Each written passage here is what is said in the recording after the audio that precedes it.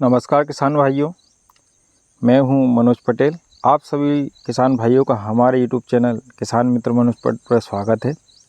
किसान भाइयों, आज मैं बात करूंगा धान में आने वाले 3-4 प्रकार के रोगों की, जिससे कि हमारी धान पर बहुत ज़्यादा असर पड़ता है और उससे जो है उपज में कहीं ना कहीं 10 से 15% नुकसान होता है। तो आज हम इन्हीं रोगों के बारे में बात करेंगे भाइयों। तो मैं सबसे पहले बात करूंगा धान में तना छेदक की।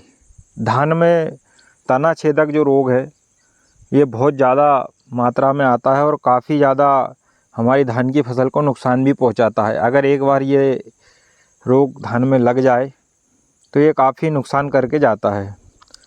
दोस्तों, होता क्या है, जब हमारी धान गवोट अवस्था में रहती है या बाली अवस्था रहती है, उस समय तने के पास एक इल्ली सुंडी जो है हमारी धान की बालियों के पास से इसको खा जाती है, जिससे कि बाल जो है हमारी सूखी निकलती है और इनका जो चक्रण है वो 8 से 10 दिन में काफ़ी तेज़ मात्रा में फैलता है, जिससे धान में काफ़ी नुकसान होता है।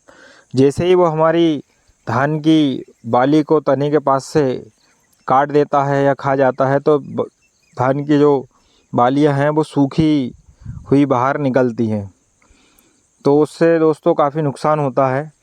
इसके लिए हमें स्प्रे में क्या लेना है, स्प्रे हमें करना है फिल्मिंडामाइड का 18% का, जो कि टाटा टाकू के नाम से आती है, और भी कंपनियों की आती है, कटाना की भी आती है, क्रिस्टल की।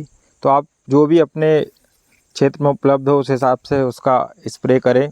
दूसरे रोग की बात करेंगे दोस्तों, बीएलबी भी काफ़ी हद तक धान की फसल को नुकसान पहुंचाता है।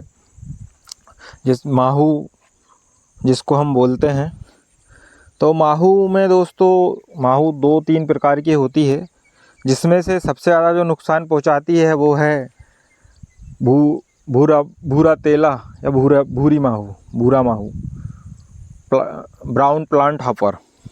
दोस्तों, इसका नुकसान बहुत ज़्यादा होता है, तो इसके लिए हमें हमारी धान की फसल इस रोग से बचाने के लिए हमें पाइमेट्राजिन का इस्तेमाल करना चाहिए, जो कि सस्ती दवा है, जिससे हम हमारी धान की फसल को माहू के रोग से बचा सकते हैं।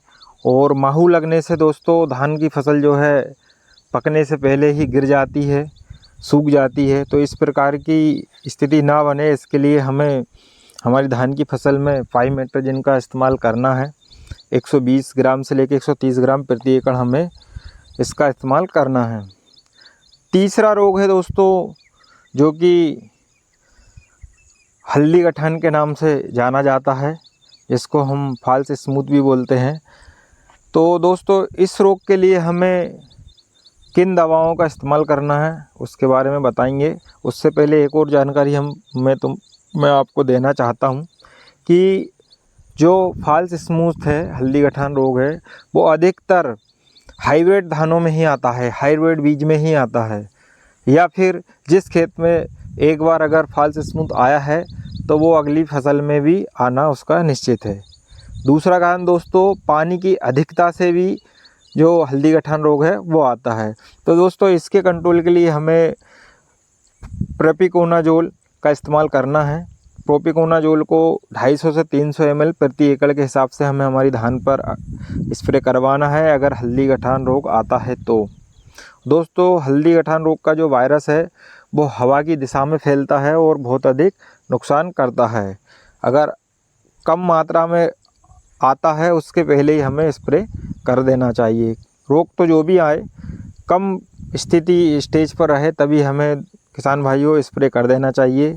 हमारे द्वारा दी गई जानकारी अगर अच्छी लगी हो तो किसान भाइयों हमारे चैनल को लाइक करें और सब्सक्राइब करें। धन्यवाद।